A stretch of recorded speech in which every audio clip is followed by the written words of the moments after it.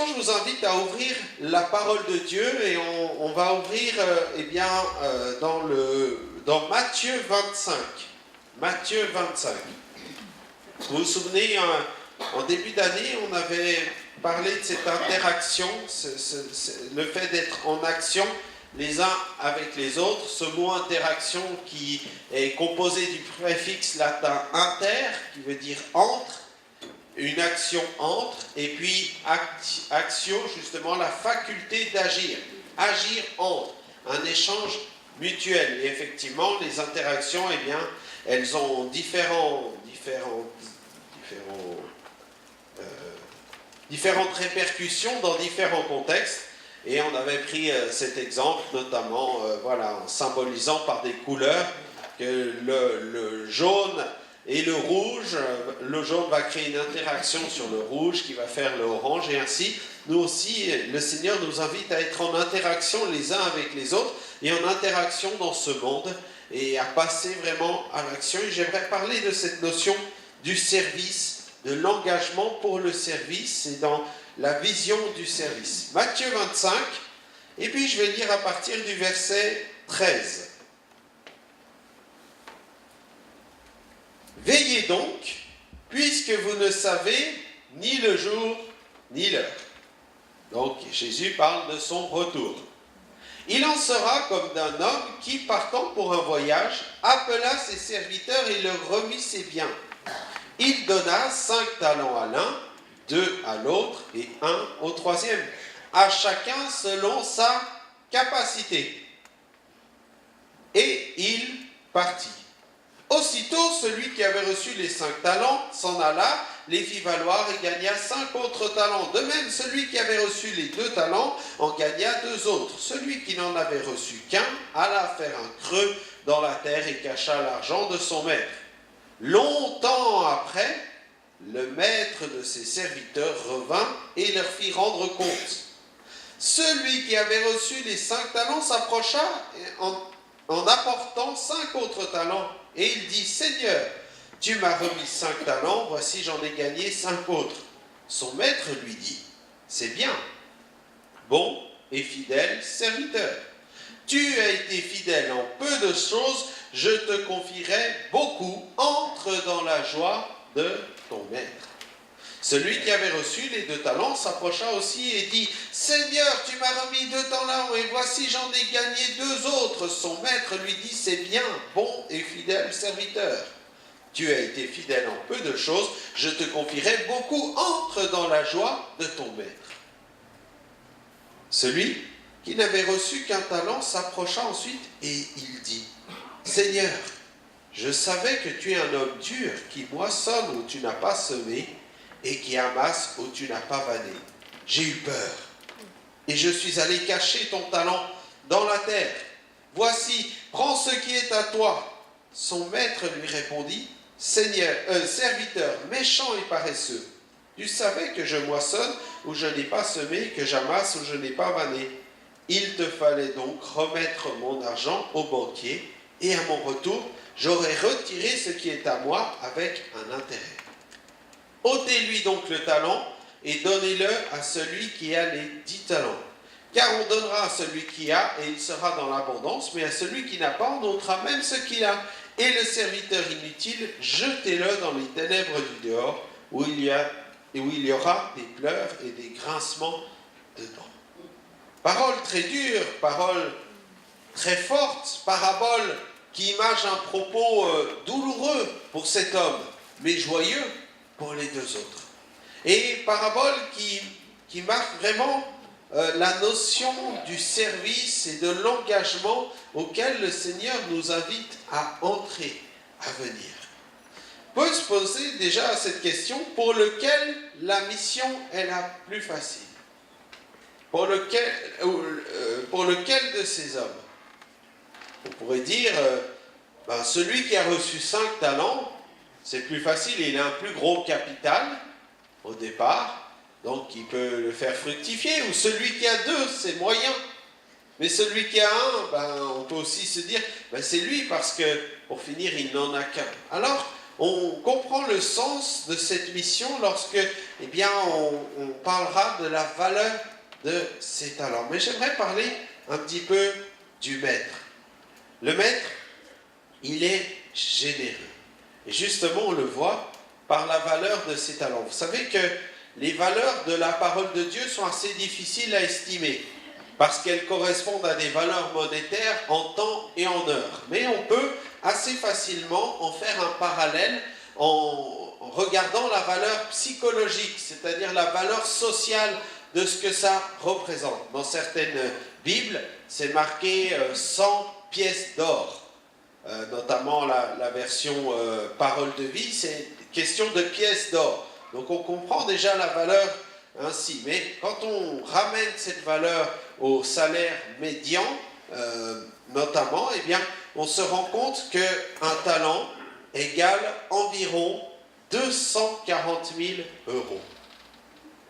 240 000 euros.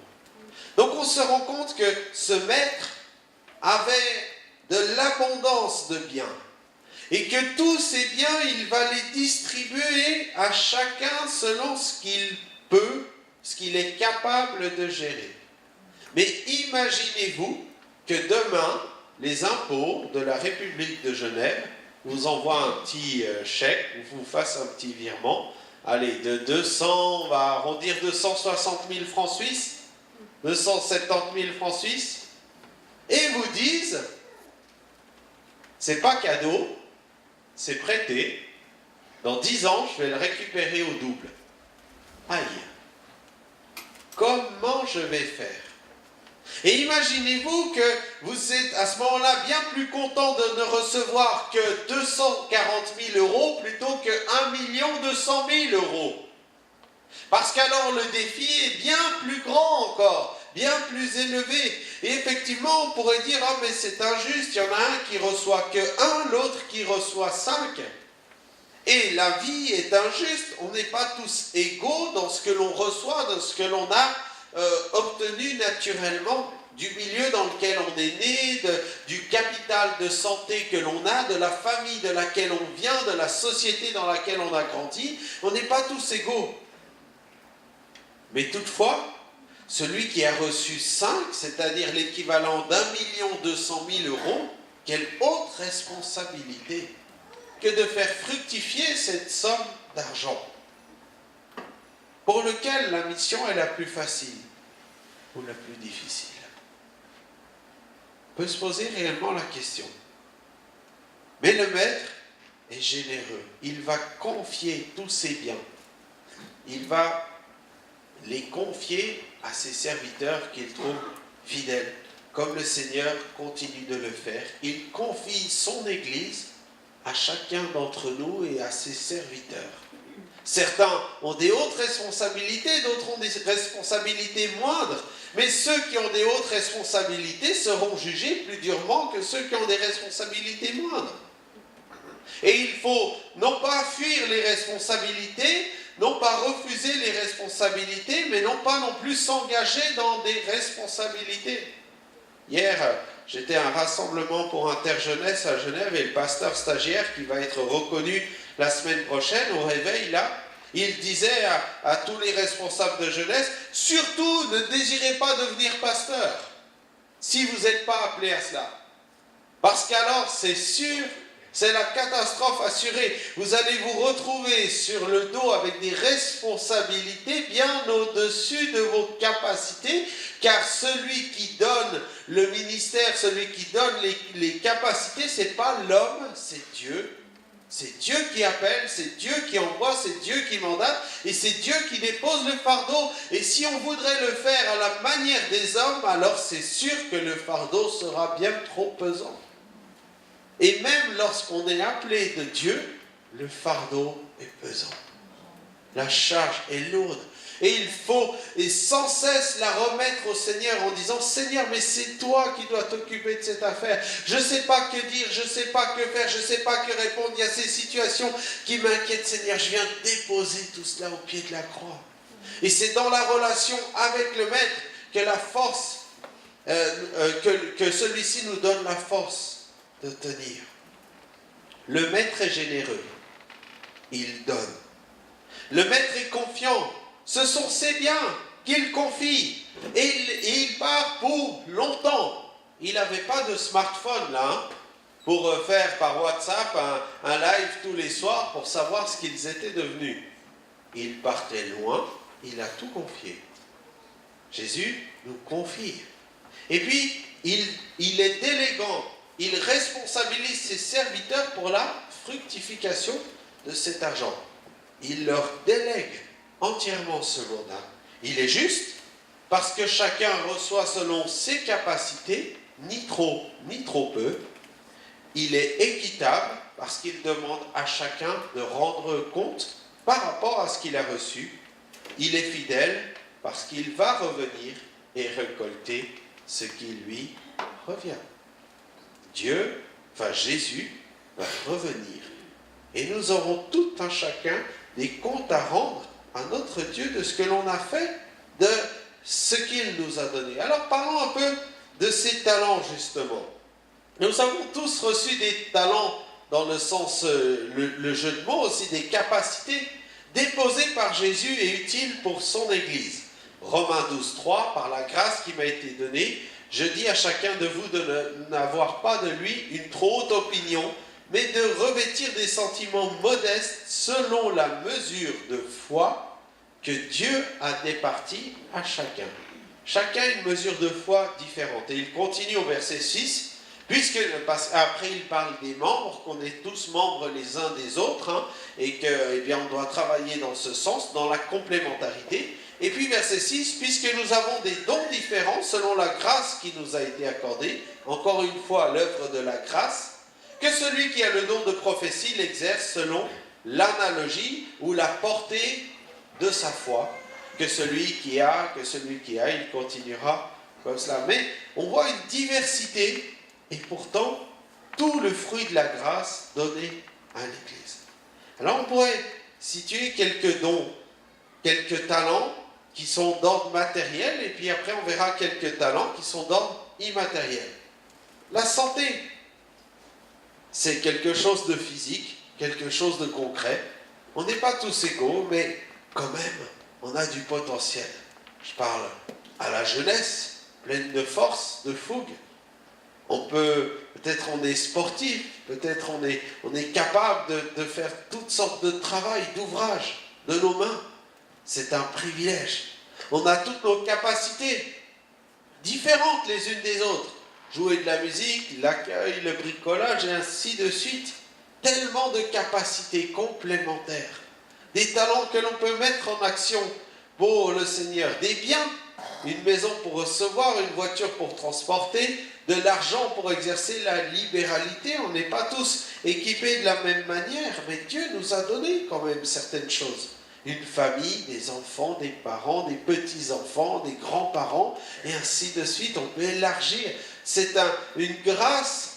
Est-ce qu'on y est pour quelque chose? Est-ce que réellement c'est mes enfants qui m'appartiennent ou n'est-ce pas des enfants que Dieu a permis que j'ai, mais dont j'ai la responsabilité qu'un jour je devrais lui rendre en disant Seigneur, tu m'as confié des enfants, qu'est-ce que j'en ai fait?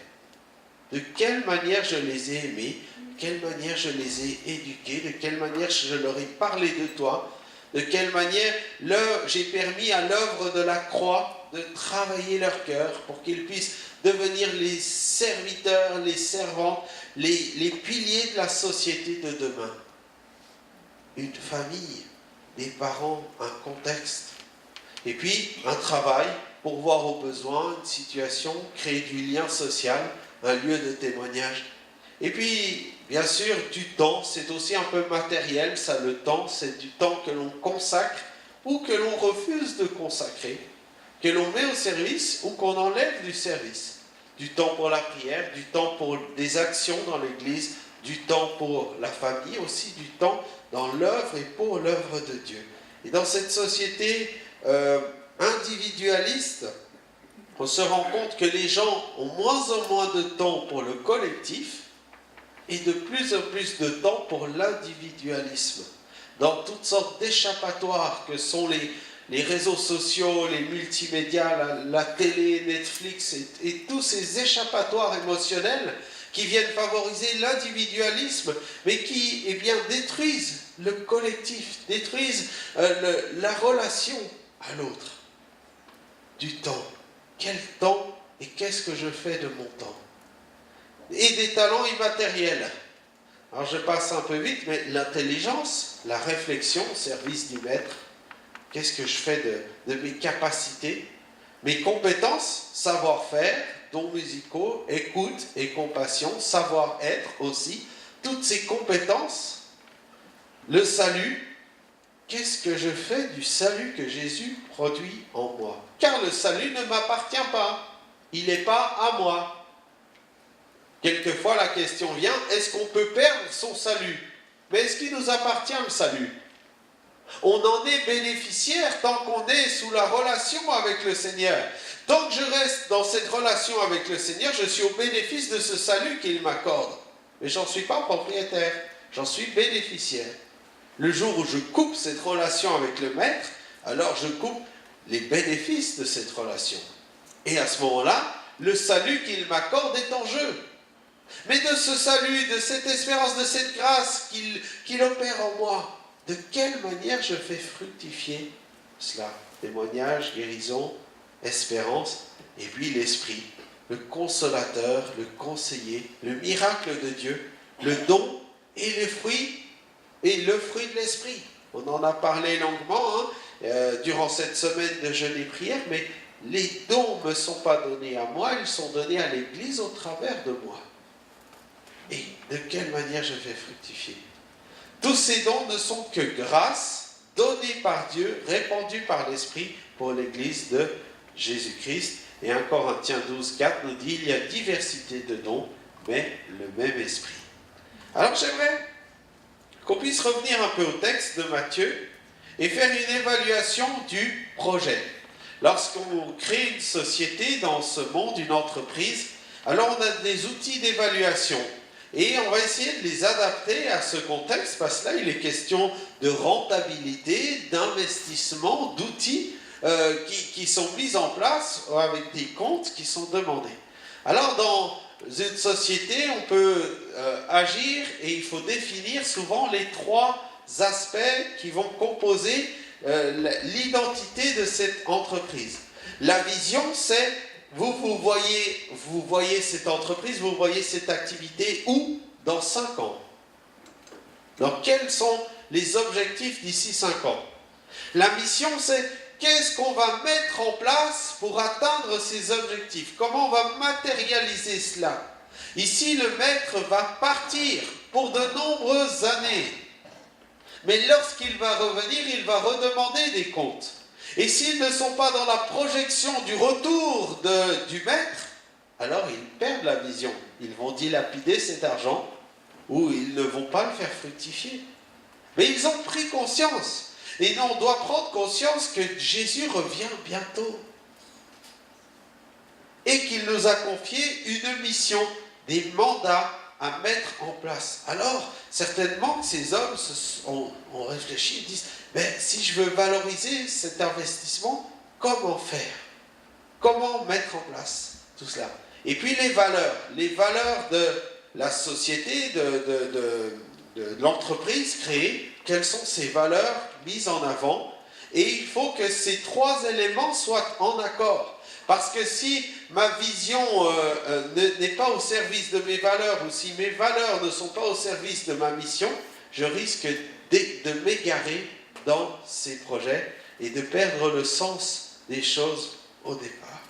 Alors, si on adapte cela à ce récit, bien, on comprend que la vision du maître, c'est une délégation et un partage jusqu'à son retour. Pourquoi est-ce que Jésus a formé des disciples? N'était-ce pas pour les déléguer, leur déléguer, les envoyer? Ils sont appelés apôtres, ce qui signifie justement envoyer. Envoyer avec un mandat, envoyer avec un projet, envoyer avec une vision, envoyer avec un cœur qui a été travaillé par le Seigneur pendant ces années. Et c'est parce qu'ils sont devenus des hommes de cœur qu'ils ont pu travailler de la bonne manière, dans le bon terrain. Avant, ils étaient marins-pêcheurs, collecteurs d'impôts, ouvriers, médecins pour Luc. Mais leur cœur a été travaillé pour qu'ils puissent épouser le projet, la vision du maître et entrer dans cette délégation, dans ce mandat qui leur a été confié. Le maître ici va partager tout son bien avec ses serviteurs jusqu'à son retour. Et puis la mission. La mission, eh bien, c'est justement valoriser les biens et les personnes.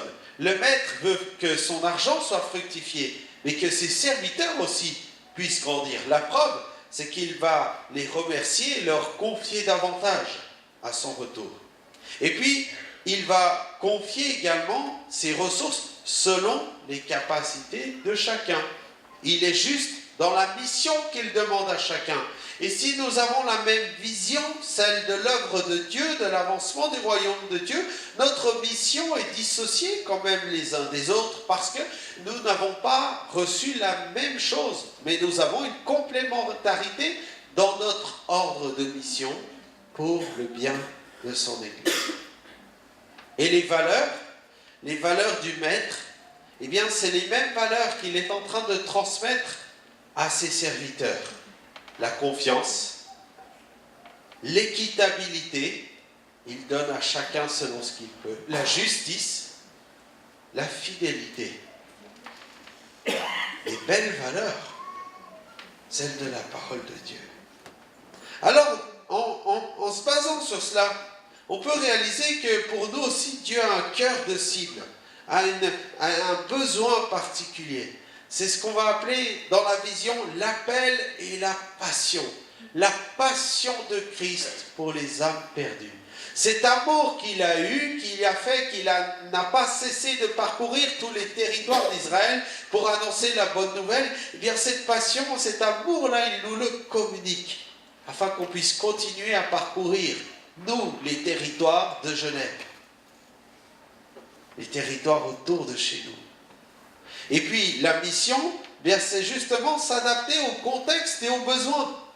Comment de cet appel, de cette passion, de ce mandat visionnaire, je l'applique dans les choses au quotidien. Qu'est-ce que Dieu dépose dans mon cœur comme service en particulier, comme dimension dans le service, comme complémentarité dans le service. Certains vont être sensibilisés par tout l'aspect social. D'autres vont être sensibilisés par tout l'aspect, je dirais, artistique. D'autres vont être sensibilisés par tout l'aspect de proclamation de l'évangile de différents supports. D'autres par l'enfance, d'autres par les aînés, d'autres par les handicapés, d'autres par une population très ciblée. D'autres dans un travail généraliste, d'autres dans les pays au loin, d'autres dans la proximité et le relationnel entre frères et sœurs. Mais quelle diversité, et quelle complémentarité, et quel champ de mission large, et on ne peut pas tout faire en même temps. Et Dieu a permis, et Dieu veut que chacun trouve sa place dans son cœur de mission, afin de servir cette vision. Et le troisième point, avec les valeurs, celles du royaume de Dieu, avec les dons, ceux de son esprit, avec les talents, que Dieu a déposé en chacun. Et qui là aussi sont diverses, mais complémentaires. Travaillant pour son œuvre. Le cœur de cible. L'objectif. L'œuvre de Dieu. Jusqu'à son retour. Pour effectuer un service efficace, il faut donc le désir, un amour pour Dieu et l'Église. La vision, sa vision. Et puis, bien, les compétences pour entrer dans la mission, dans le mandat qu'il nous confie. Et puis, bien sûr, le temps, mais entre autres, le temps, c'est un facteur très important, mais qui vient nous mettre en route dans l'expression de ces talents, de ces dons qu'il nous a donnés. Quelques versets pour venir éclairer ce propos. Car lequel de vous, s'il veut bâtir une tour, ne s'assied d'abord pour calculer la dépense et voir s'il a de quoi l'a terminé. Luc 14. 1 Pierre 4. Comme des bons dispensateurs, économes, trésoriers, administrateurs des diverses grâces de Dieu, que chacun de vous mette au service des autres le don qu'il a reçu. On pourrait dire, excusez-moi, mais le prêt qu'il a reçu. Car si je reçois un don, il m'appartient. Mais si je reçois un prêt, il faut que je fasse fructifier ce prêt pour le rendre un jour.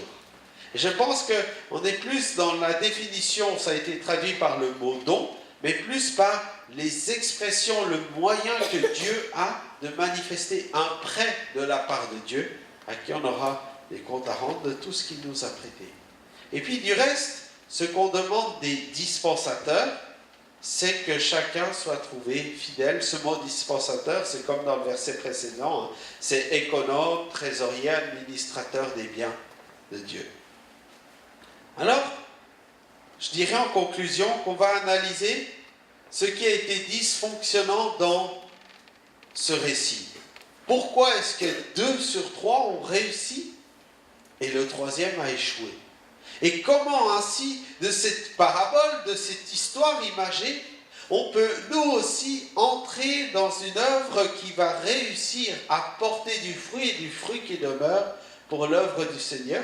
Ou comment, eh bien, justement, on peut passer à côté du plan de Dieu pour notre vie? Alors, compréhension de la vision et de l'appel.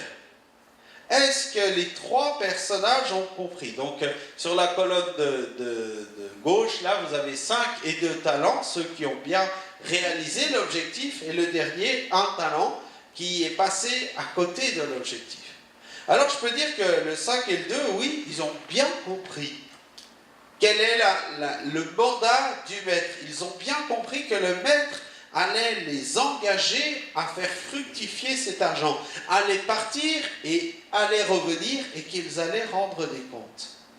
Par contre, le 3e, au niveau de la compréhension de la vision et de l'appel, je peux dire qu'elle est moyenne. Parce que sa vision a été tronquée par ses a priori personnels. Je sais que tu es un maître. Je sais que... Est-ce que les 2 autres se plaignent du maître? Non. Mais lui va essayer de trouver, va être aveuglé dans sa compréhension par ses appréciations personnelles, par ses sentiments personnels. Et il va prendre peur dans cette situation. Et ainsi, déjà la vision initiale, il ne l'a pas bien cernée, il ne l'a pas bien compris. Et déjà là, il y a un dysfonctionnement dans sa compréhension. Donc, compréhension moyenne. Mettre en place, la mise en place, de la mission, le contexte et les besoins. Qu'est-ce que vont faire les 2 premiers hommes? Le texte nous dit, aussitôt, ils se sont mis en route. Immédiatement, ils ont compris que pour faire fructifier cet argent, il ne fallait pas qu'ils attendent la Saint-Glinglin. C'est comme en Suisse, si on veut avoir une retraite, on ne doit pas attendre 48 ans pour commencer à cotiser au 2e ou au 3e pilier, parce que sinon, c'est sûr, ça va être la catastrophe. Ils ont compris, aussitôt ils se sont mis en route, une promptitude à obéir, et puis une délégation de ce qui leur a été confié, comme le maître leur a délégué, eux ils ont délégué à d'autres, aux banquiers, qui savaient visiblement mieux gérer l'argent qu'eux.